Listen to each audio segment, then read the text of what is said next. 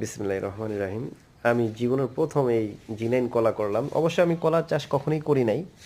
তবে এই প্রথম যখন করলাম আমি বিভিন্ন ভিডিও দেখার কারণে একটু মানে উৎসাহিত হয়েছিলাম যে না জিনাইন কলাটা আমি করি, আমাদের এলাকায় কখনো কেউ করে নাই।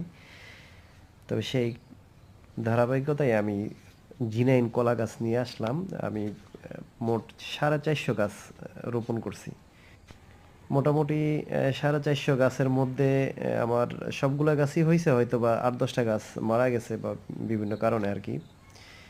তবে এখন নতুন করে আমার 5 মাস, মোটামুটি 6 মাস বয়সে আমার 2টা গাছে প্রথম আসছিল, কি বলে কলার যে থোর থোর আইসা পড়ছিল।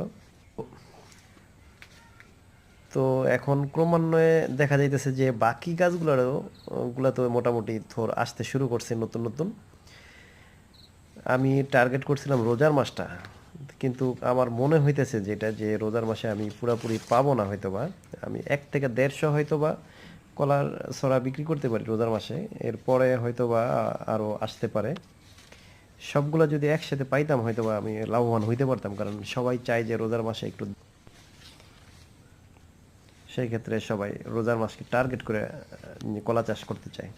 আমিও সেইভাবেই আর কি টার্গেট করে করছিলাম। তবে দেখা যাক, আলহামদুলিল্লাহ আমার ধারণা হয়তোবা 1-150 যদি বিক্রি করতে পারি, আমার খরচটা যদি তুলে নিয়ে আসতে পারি, পরবর্তীতে যে কলাগুলো আসবে সেটার থেকে আমি লাভবান হইতে পারবো, আমার আশা আর কি।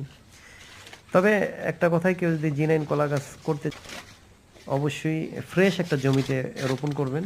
এটা হচ্ছে আমি আমার এই ছোট অভিজ্ঞতায় যতটুকু আমি দেখছি যে ফ্রেশ জমিতে করলে তো দেখা গেছে যে একটু আপনার জন্য ভালো হবে আর কি, বা সবার জন্য ভালো হবে, উৎপাদনটা একটু বেড়ে আসলো, কলার ছড়াটা